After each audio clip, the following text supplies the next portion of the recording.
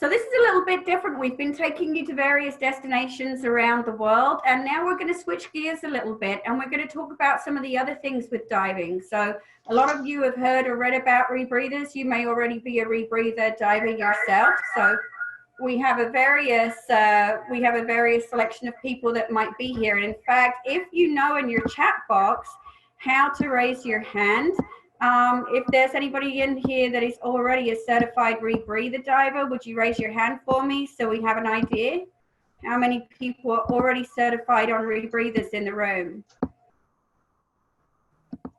And Cara, you can jump in here and tell them how to raise their hand if you're not sure. I am not seeing a single hand raise, which is really surprising to me. So everybody here, I'm going to assume, unless it's, there we go, we have one. Unless it's, there we go, two. So maybe it's just a little bit slow. I'll keep chatting for just a second and we'll see. But right now, okay, we're back down to one hand. So let's see. Mike Fitzgerald, he's not certified, but former CCR rebreather from the Army. And we have someone, an open circuit technical diving instructor, but no rebreather yet. Somebody else very interested wants to become certified. So I think you're in the right place here. This gentleman here is the owner of Silent Diving. Silent Diving he's going to have to explain exactly what they do, but I know that, you know, they are the North American representative for the Inspiration Rebreathers, which are the kind of the top of the line, top notch rebreathers out there. So you have an introduction to rebreathers from the man himself. So without further ado, I'm going to put you in the hands of Mike Fowler. Thank you very much, and welcome everybody, and thanks to Cheryl and the team for putting this together. So as Cheryl said, I'm going to talk to you a little bit about rebreathers. But first of all, I want to point out that that picture is the best picture of me, and that it's at least 10 years old, so I don't quite look like that now anyway. But anyway, as Cheryl said, I'm the president and owner of Silent Diving, and as such, I'm fortunate to be able to distribute the AP diving range of rebreathers in North America. I have been diving rebreathers for over 34 years, sorry, 25 years on rebreathers, and diving for 34 years. So I've actually been lucky enough to dive many different types of rebreathers, particularly in the early days of rebreathers, back in the mid-90s, when they first started coming out into the sports diving market. So as you can imagine, I've got lots and lots of time on rebreathers, and my original background before I started Silent Diving was as an open circuit and rebreather instructor for various training agencies. But what people don't realize about rebreathers is that rebreathers actually predate open circuit scuba by a very, very long time. It was first conceived back in the 17th century by a guy called Giovanni Borelli. So he had the actual idea of somehow removing carbon dioxide and replacing it with another gas that you could actually breathe. But the first practical use was way back in 1887 by a gentleman called Henry Fluce. And the story goes that they were digging under the River Severn in the UK to dig a tunnel under the River Severn. And in those days, at the time, the only form of diving that they had was obviously the big hard hat, big brass heavy boots, hard hat, umbilical system to the surface. And unfortunately what happened was that the tunnel was flooded. So they had to send a diver down into the tunnel to try and close some gates and open some valves so that they could pump the water out. Well, of course, a hard hat, umbilical in pitch blackness was something that was very difficult to do. So the diver that was tasked with doing this heard about this prototype equipment, and the owners of the company had this prototype equipment brought down. And Henry Fluce, he jumped in the water, and he was down less than 5 minutes and turned around and came back up and said, there's no way that I'm going to go and do this. It was too dangerous, too scary. And obviously back in the 1887, they didn't have much in the way of underwater lighting. So the diver went down, never dived the equipment before, managed to close the gates, turn on the pumps, turn the water valves on, and it was successful. But obviously this was a long, long time ago. Subsequent to that, prior to World War I, Draeger came out with some production systems for the military, as well as in World War II, the Italian and British navies also used oxygen and nitrox rebreather systems. So as we move forward, the first electronically controlled rebreather was produced in 1969 and was called the Electronically. Unfortunately, those of us that are old enough can remember that back in the early 70s, there was not much in the around in the world of technology as far as computers as we have them today. So the Electronically itself was very unsuccessful. However, the military did have rebreathers, closed circuit rebreathers, the CCR 1000, the Carlton Technologies Mark 15 and Mark 16 units. But of course, being military units, they were very, very expensive equipment to purchase and buy. Draeger, who had been producing rebreathers for the navies and military back in the First World War, came out with a recreational rebreather that was what we call semi-closed. And I'll talk to you a little bit about the different types of rebreathers a little bit later on. But they came out with a semi-closed rebreather in 1995 that sort of kicked off the recreational market as far as rebreather diving. The Inspiration that I dive now actually came out in 1997 with the first full production closed circuit rebreather in the world, basically aimed at the sports diver market. Okay, Cisluna was also involved in developing rebreathers, and the CCR 2000, which was a sort of a recreational version of the military. So people managed to get some of the military CCR 1000s and converted them for more recreational use. And the Prism Topaz was a rebreather that was also in development at that time. Subsequent to that, many other manufacturers have come onto the market: Megalodon, Optima rebreathers, Revo, Kiss, Poseidon, and the JJ followed over the next decade in the early 2000s and more recently. But first, we should talk about what is a rebreather.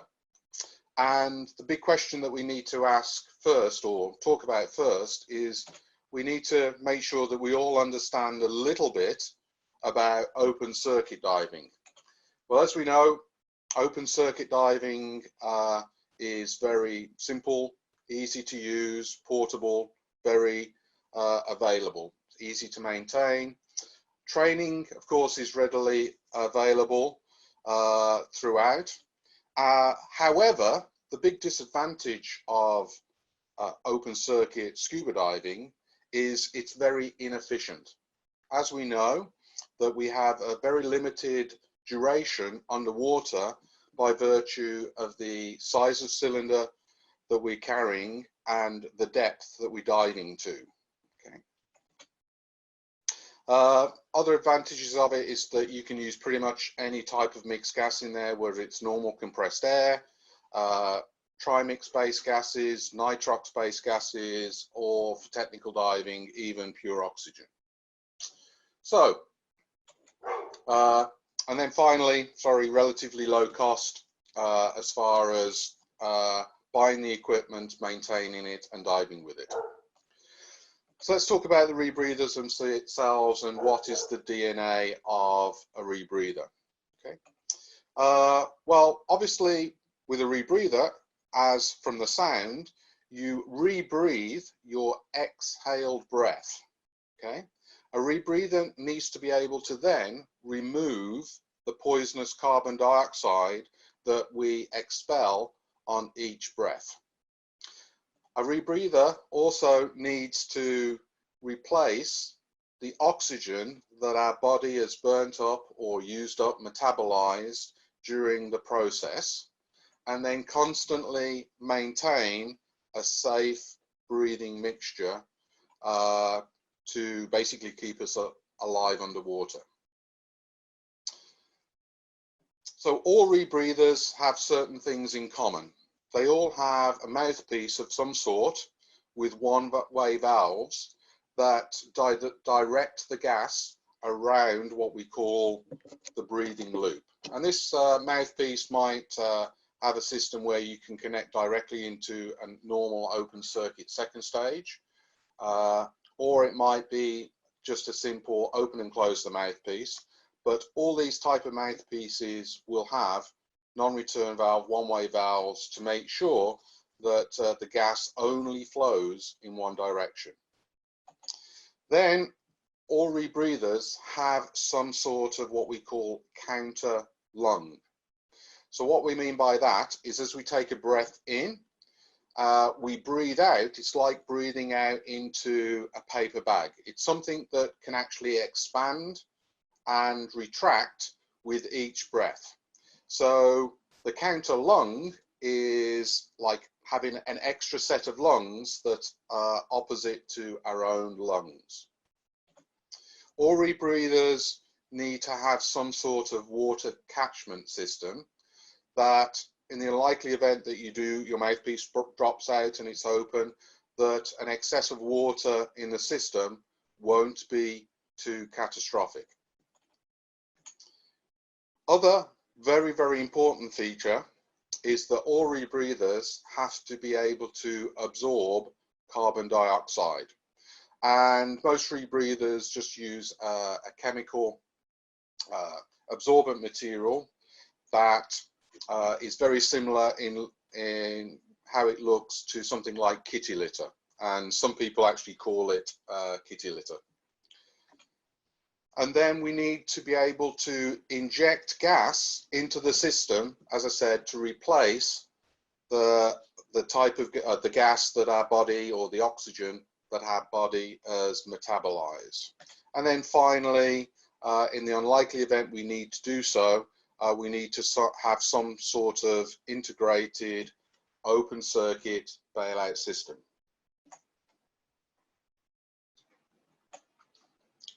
So, different types of rebreathers. So, as I mentioned before, Draeger in 1995 came out with what we call a semi-closed rebreather. And a semi-closed rebreather means that during the course of your normal breathing, there is going to be a level of gas that escapes from the rebreather. On open circuit, as we know, we'll take a big breath in, we'll use up a little bit of the oxygen, we breathe the gas out into the water, and we have lots of bubbles. A semi-closed rebreather will have some bubbles, but certainly not the amount of bubbles that you have with open circuit scuba. There are different types of semi-closed rebreather, whether the mechanism to inject the gas is what we would call constant flow or active, or a passive system.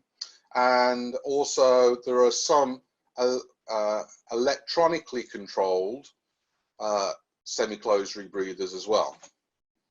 And then we have what we call fully closed circuit rebreathers that either mechanically controlled, in other words, you control the amount of gas going into the rebreather yourself, or eCCR, electronically controlled. Then we have different types of design of how the counterlungs, the breathing bags, work on a rebreather.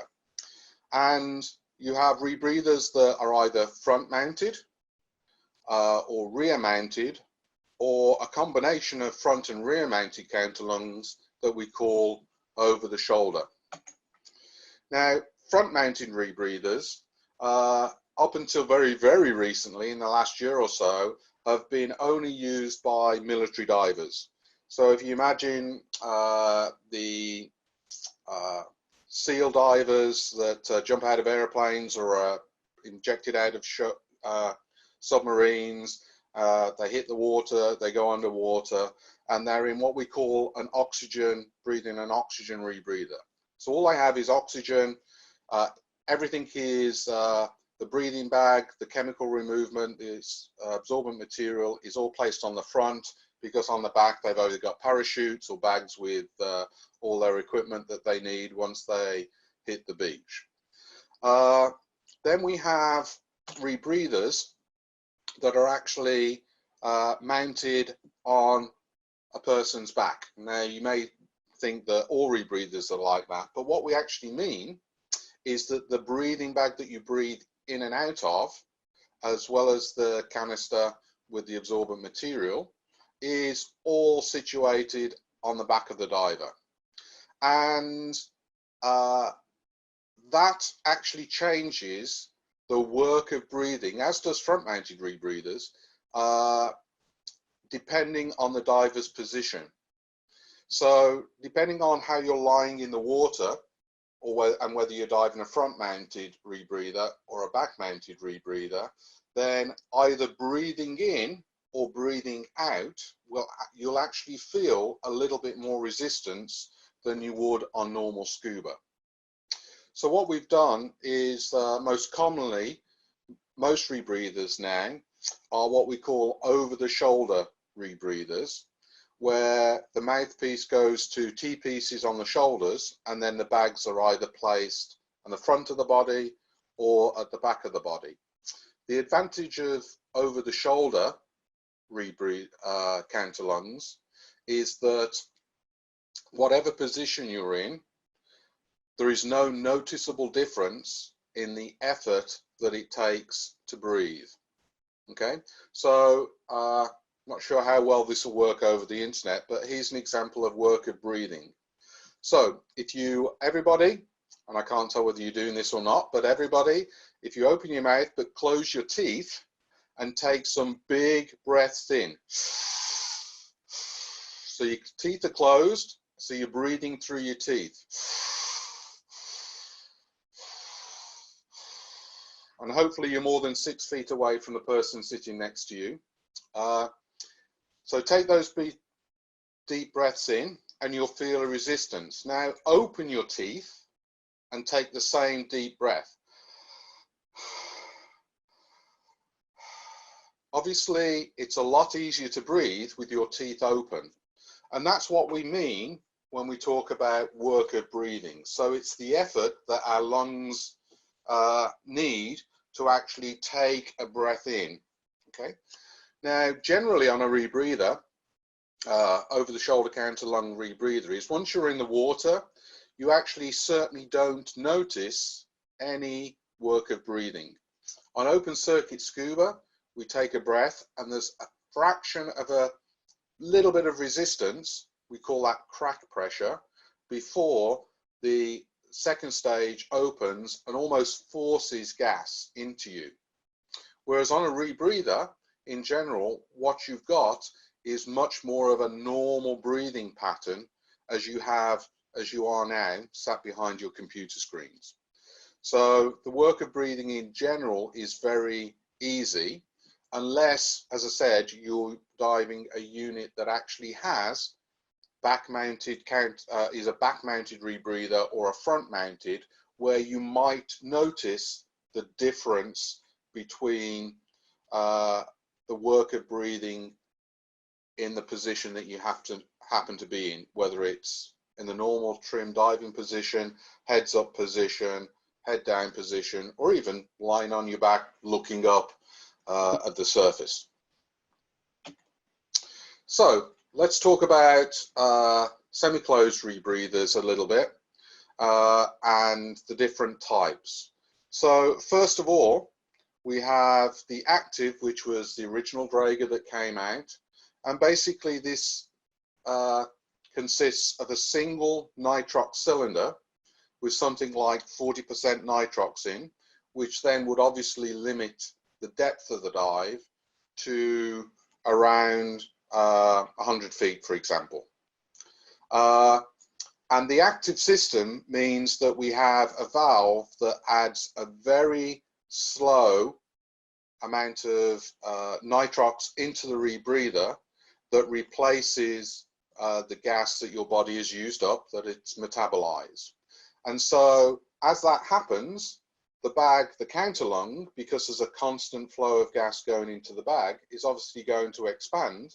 And at a certain point, it needs to vent the gas out into the water. So it's not every breath, but it's certainly gas being vented into the system.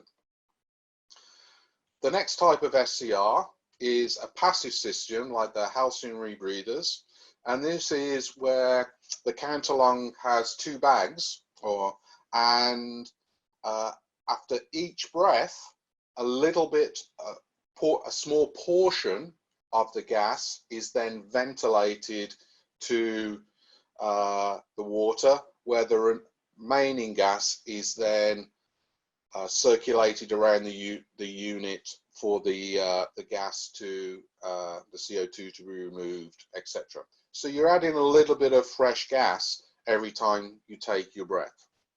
And then there was an eSCR, and there's some still used explorers on the market, which still, they're all a single nitrox tank, but this one adds the gas electronically. Then we move on to the different types of closed circuit rebreathers. So we have a mechanical closed circuit rebreather where you have oxygen sensors and a display that shows you how much gas you have, how much oxygen you have in your breathing mixture, and then you're going to manually add oxygen to replace the gas, the oxygen that you've used up, metabolized.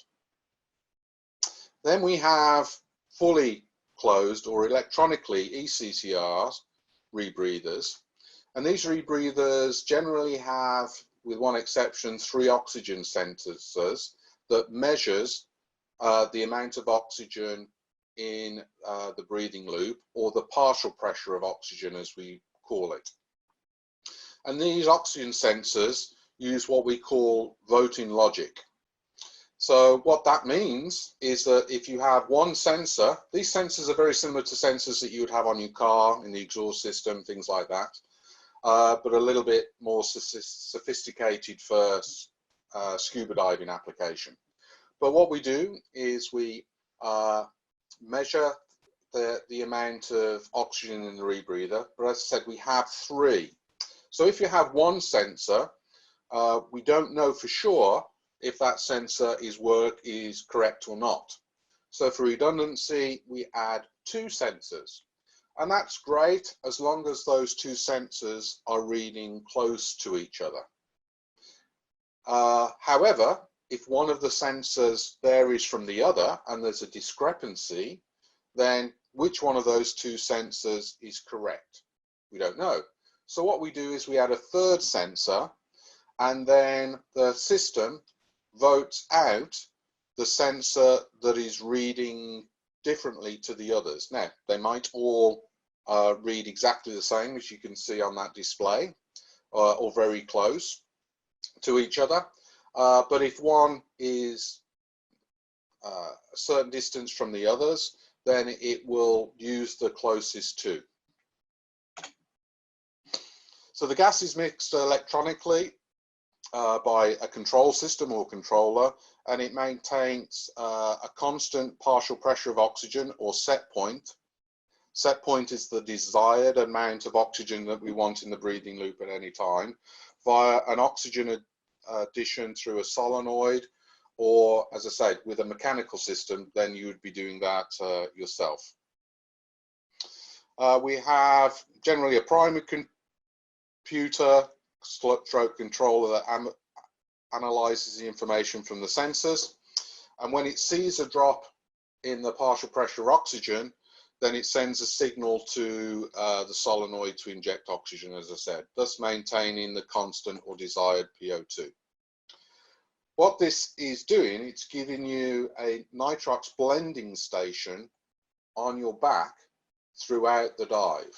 So let's look at that. So closed circuit rebreathers uses 2 cylinders, one of them with 100% oxygen, and the second cylinder is what we call the diluent gas or dilutant gas, and this is normally air. Okay, whereas the semi-closed rebreathers, as I said, would have a single cylinder with just nitrox in it.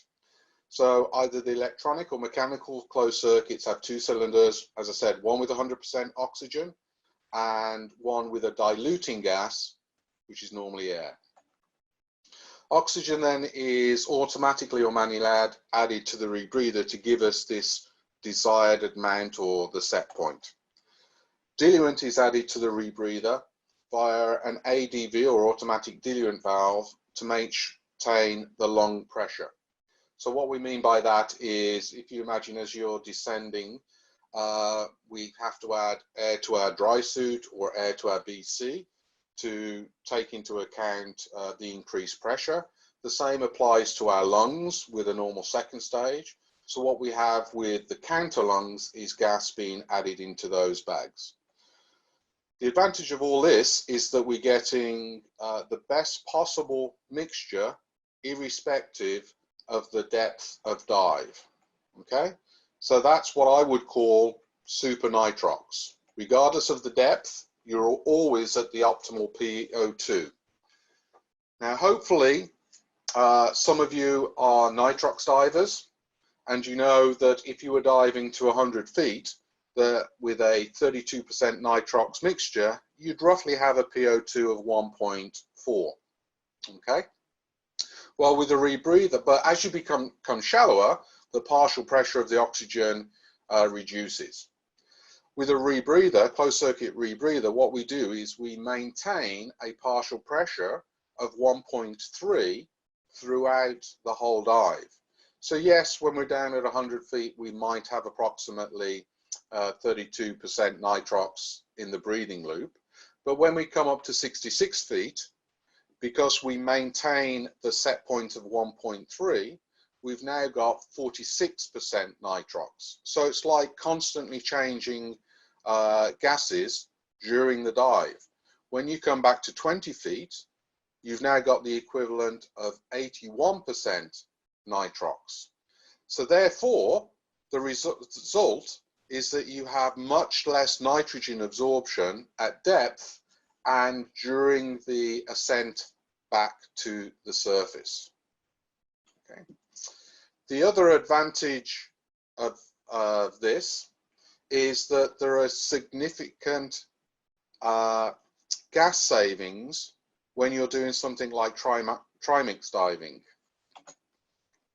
So, for example, those of you that do technical diving, let's say the open circuit gas for a 200-foot dive would cost you $250, maybe a little bit more. The same dive on a rebreather would actually cost you less than $25 in gas.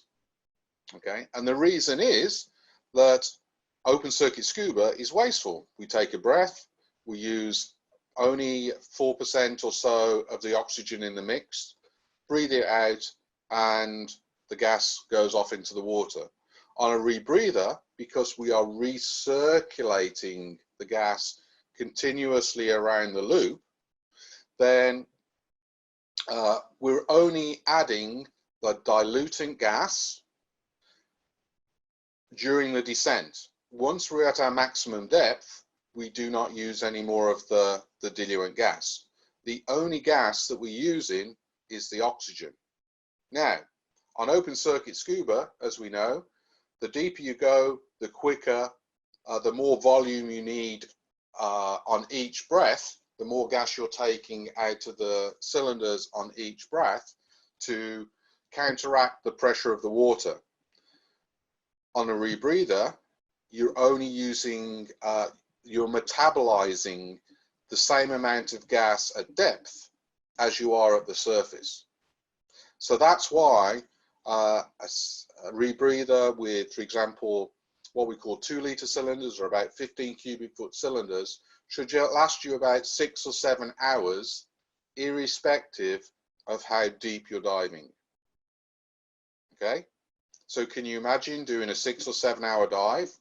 Possibly not, but you could certainly, there's certainly times in the Caribbean that you might want to be doing 2 or 3 hours on a dive.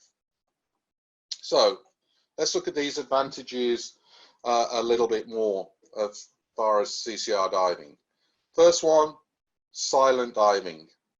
Less or no bubbles during the dive. Okay, so what does that mean? It means you're getting much, much closer to the fish. So there's many of you out there that I'm sure know Cheryl and John very well. And I use this story not because they are there, but this is a perfect example of why and how you get much closer to the fish. So about 5 years ago, I was lucky enough to go down to Bonaire, buddy dive, and dive from their reef. And the idea was to train John and Cheryl on the CCR. Well, I'm stuck up in Canada, and we had a storm come through, and my flights out of Canada were delayed for 3 days. So I didn't get down there. So John and Cheryl were diving with their kids on open circuit scuba on the Buddy House Reef. And they had lots of fun, no problem. I arrived, we set up the equipment, go through the process, we jump in to do the first dive, did all the skills that we needed to do, came up, and the smile on Cheryl's face and John's was incredible. It's lovely to see, and you can ask them about this probably afterwards. But they were amazed how much more fish there was on the Buddy Reef than there was the previous 2 or 3 days, because they weren't making any noise, because there's no bubbles coming from it. When you take a breath from an open circuit scuba regulator, we might not hear it, but it actually does make a noise. And the fish hear that, and many of them disappear off into the distance well before you get anywhere near them. As I said, the best mix possible for any dive, which means best nitrox, super nitrox, which means you get longer no-stop dive times. You can easily go down to 60, 70 feet for 3 hours without doing any decompression stops, no-stop dives. Okay, you have less decompression obligation. If you were to get into deco with training, you'd have less decompression obligation. If you're traveling, you fly much sooner if you've done a nitrox dive, particularly a shallow, long nitrox dive. You could actually fly a lot sooner than you would on standard open circuit scuba, because you're actually absorbing less nitrogen. Okay, and then the other advantage is much shorter surface intervals. And what does that really mean? Well, what it means is that if you're doing a 2-tank dive on a general dive charter, then what I would do is make sure that I'm the first person in the water, do my dive. Open circuit divers come down, they do their dive, they get back on the boat, I get back on the boat. Then generally everybody has to do an hour surface interval, but it only takes 10 minutes to move to the next dive site. And then I jump in and do a 45-minute dive before the open circuit divers jump into the water. All right? Another advantage, well, why would I want to do a 3-hour dive? Well, what happens if you're diving in Florida and you're doing the Oriskany or one of the 2-tank charter big wrecks out there, the Vandenberg, something like that? Well, I jump in, start my dive, open circuit divers jump in, they do their dive, they come back, they get back onto the boat, they spend their hour surface interval on the boat, and I'm still diving. Then they come in, they do their second dive, they come back out, and after 2.5, 3 hours, I get back onto the boat. Okay, so you're actually getting a lot more value for money as well from your diving, because you can make more the most of your diving. Duration, obviously, perfect example. I can stay so much longer on the rebreather than your average 2-tank diver, as I've just explained. And the other thing as well is that, well, I get cold during the dive, you might be asking yourselves. Well, the rebreather also keeps you much warmer on the dive. On open circuit scuba, every time you take a breath through the cylinder, as the pressure drops from your 3000 psi to the ambient pressure in your second stage, the gas becomes cooler than the temperature of the water around you. Okay, so anybody that's opened the cylinder to bleed the air out and see how the tank freezes, that change in pressure chills the gas down. Then you put it in your lungs, and your body feels this cold air going into your lungs, and your body tries to warm it up. But then you immediately breathe it out and go through the same process again. So every breath that you're taking, you are chilling your lungs, cooling your lungs, and therefore your body down. Well, on a rebreather, there's several things that are going on that helps this. Okay, first of all, you haven't got that big pressure change that cools the gas going into your lungs in the first place. So you haven't got that going on. The second thing is, part of the chemical reaction that removes the CO2, one of the byproducts is of removing the CO2 is it makes the gas warmer. It heats the gas. The byproduct, it produces heat. It's an exothermic reaction. So the gas is super warm anyway. So you're much warmer and you can stay warmer longer. And this is most noticeable if you've been diving the rebreather for an hour or so, and then you start taking a few breaths off open circuit, you really notice the difference in temperature. And then another advantage I should say, is that there's no dry mouth. On open circuit scuba, as we know, we have to filter the air to predict going into our cylinders when we compress it to prevent the cylinders rusting and things like that. Well, again, the byproduct of the chemical removal is it produces moisture. So you've got 100% humidity in the rebreather, so that you don't get that horrible dry mouth that you do on open circuit. Hence the fact that you're comfortable for that 3-hour dive on the Oriskany or the Vandenberg. And then, yes, for a technical diver's point of view, some tech dives are only possible realistically on a CCR. So, what sort of people, who actually uses rebreathers? Realistically, rebreathers are for everybody. But when I say that, I reserve the right to say for committed divers. If you only dive once or twice a year on one of Cheryl's fabulous trips, then maybe a rebreather isn't necessarily for you. But if you do those trips, if you dive in the summer locally, or you do more than just 1 or 2 trips, then a rebreather is something that is really worth looking into. Whether you're a recreational diver or potentially in the future a technical diver. These are fabulous pieces of equipment for photographers or videographers. You can get so much closer to the marine life, and you can just sit there for hours waiting for the right shot. Okay, it doesn't matter how much you spend on a camera or lighting system. If the subject matter that you want to take a photograph isn't there, then because you scared it away from the bubbles, then you're not going to get that super shot that you want. So absolutely, anybody that loves marine life, whether it's small macro stuff or large pelagics, then a rebreather is always going to get you closer.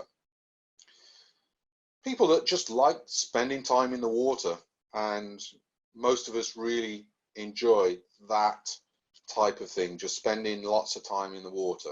And then yes, if you want to go deep, if you want to spend longer in the water, if you want to do any sort of technical, perhaps cave diving, then rebreathers are certainly something that you should be looking at. And then finally, it's really fun. It's just a lot of fun. So the question that I get asked a lot, what about traveling with my CCR? Well, yeah, 20 years ago when I first started to do this, it wasn't quite as easy. But now it's a much easier to do than it certainly was 20 years ago, and I'll explain why.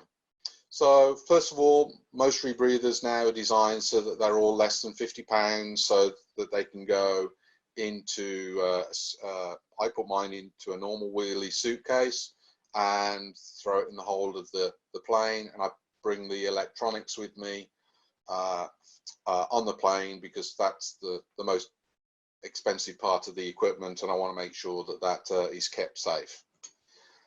The big difference between 20 years ago and now is the support worldwide that we have for rebreathers. There are lots and lots of places now that we can go that support rebreather divers with the cylinders, the 2 cylinders that you want to carry on the rebreather, possibly bailout cylinders. They have gas, so oxygen, an absorbent material there in place. So you just turn up with your rebreather, they rent you the cylinders, fill them with gas, and you put the absorbent material in them. Okay, and Cheryl's got is developing a great list of different places that she knows where are specifically supported for rebreather divers. There are also lots of events now that are specifically for rebreathers. We have rebreather only trips to places like the Galapagos, to Truck Lagoon, to local events, more local events as far as Bonaire and the Caymans, St. Croix. There are lots of places where there are rebreather only specific events where you get to meet other rebreather divers and just get out there and have lots of fun diving with other rebreathers. And then the big thing is that you get to make the most of your diving. If you're on open circuit and you're only able to do 2 dives of 20 or 30 minutes because you run out of gas, diving out to the northeast, you're doing 2.5 hours on a boat just to get to a dive site, and then you only end up doing 2 20-minute dives. You know, you're not getting much diving value for the amount of time that you're spending to go diving. Whereas with a rebreather, you can really, really make the most of the time that you have underwater, which is really what we love to do.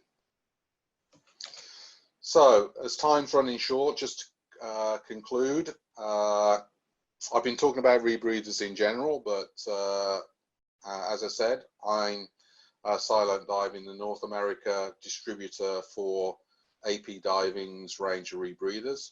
AP Diving is a UK manufacturer that has been making diving and scuba diving equipment predominantly sold in Europe for over 50 years now. Okay, and they've been making rebreathers since '97, so 23 years. So they've got a big foundation of making scuba equipment as well as rebreather production. So I hope you've enjoyed the presentation. If you've got some questions, let me know. I'm not sure how we do this. So yeah, I'm here, Mike. I'm here. Actually, these guys, a lot of them are probably used to the drill by now, because a lot of these people have been with us since 10 a.m. Eastern, 7 a.m. Pacific yesterday for like 10 hours. It's been amazing. I'm thinking of trying to come up with some kind of award or medal for my road warriors this weekend. So a lot of them are used to it, but in the chat box, guys, you can raise your hands and I'll put you directly on with Mike if I can, for as long as time allows.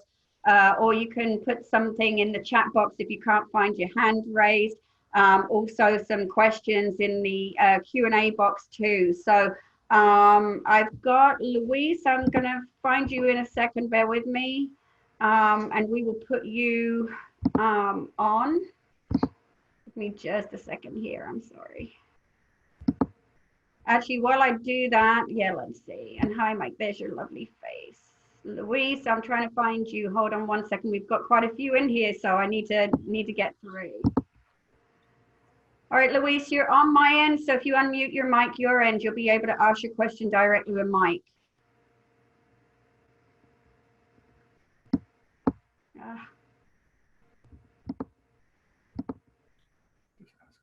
Okay, I'm going to ask for you. I'm sorry, Luis, I can't. If we get your mic going, we'll go.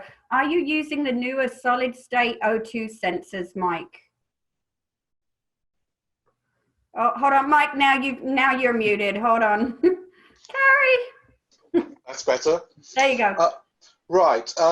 We are working on or AP is working on developing a solid state sensor. Poseidon has had some success with their solid state rebreather, but the testing that we've done is we found that so far it's not quite as accurate as we would like it to be. So it is something that we're working on, but at the moment the answer is no. We're using standard galvanized fuel cells. Okay. Luis also wanted to know, do you use Trimix or is Heliox preferred? Yeah, so personally I use Trimix, but I actually use Trimix 90% of the diving that I do. Any dive that I'm planning that's 100 feet or deeper, 30 meters or deeper, then I'm going to use a little bit of, at least some amount of helium in there. There's not too many benefits to actually using Heliox versus Trimix. No, so basically Trimix, but I use Trimix for most dives that I do. Okay, great. Mike Fitzgerald wants to know, what is the cost of an AP CCR? Right, depending on the configuration and the add-ons that you have, you're looking at around $9,000 or $10,000. We have quite a few additional features that some rebreathers don't have, like you can add a CO2 sensor. One of the big concerns for many people is that potential of having some form of CO2 breakthrough. It's relatively unlikely, but it is still something that is a concern to people. So therefore, we do have an option of adding a CO2 sensor to the rebreather. Great, thank you. So, and Mike was asking, does that come with the CCR course, or is the CCR certification course more additional? It's separate. So generally CCR course is around $1,500 to $1,800. And the reason for that is that you're looking at a 5 or 6, or at least 5 or 6 day course where you have to spend anywhere between 8 and 10 hours in the water. So you're going to be doing a lot of diving. It's almost like an open water course in the sense that you're learning how to put the equipment together, how to test it to make sure it's working, the basics, the understanding of the physics and physiology. and then spending lots of time working on your buoyancy. Dave, Wyatt, you're up. Your mic is on.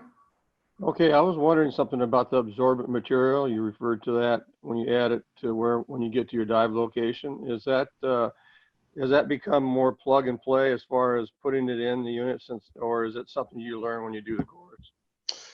It's something that you do during the course. The majority of the rebreathers now, with one or two exceptions, use a granular system.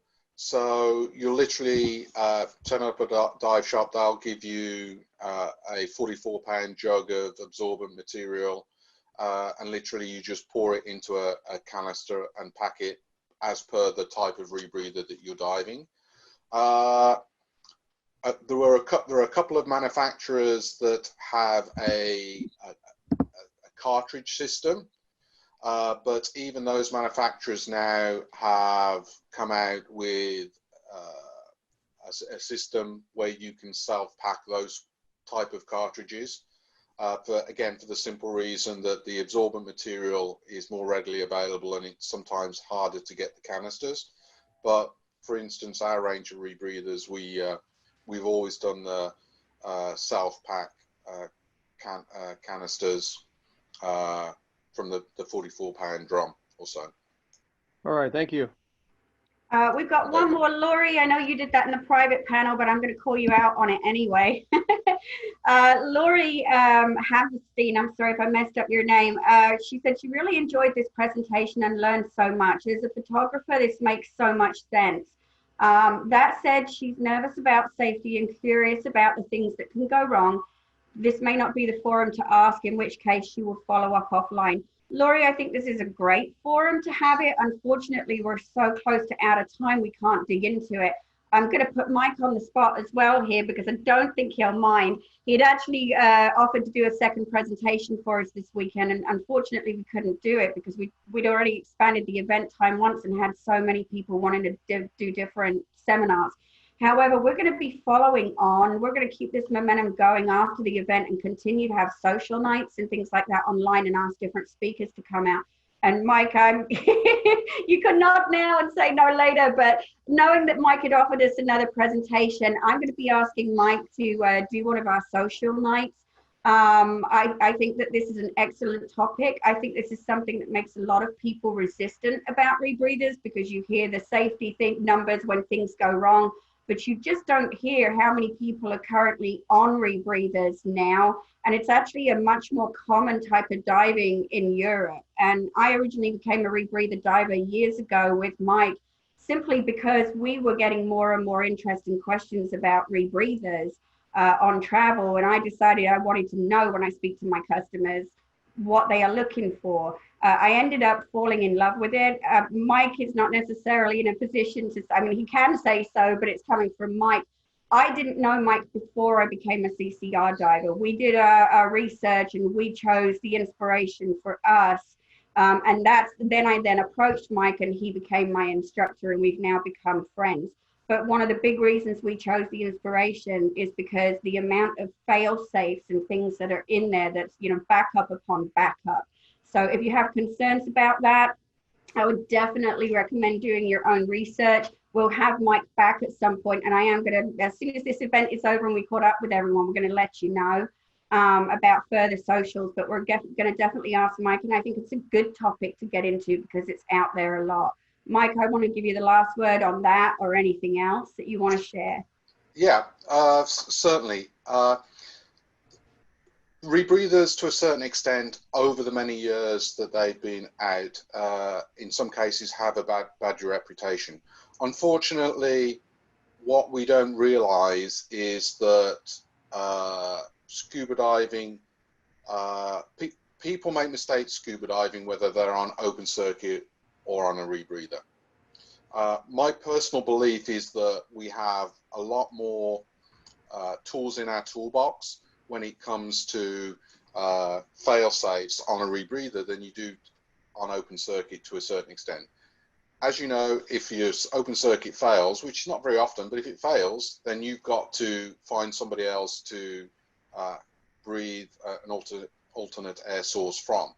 On a rebreather, there's a lot more things that you can do with if certain things go wrong. Anyway, I see we're running out of time, so I'll leave it at that.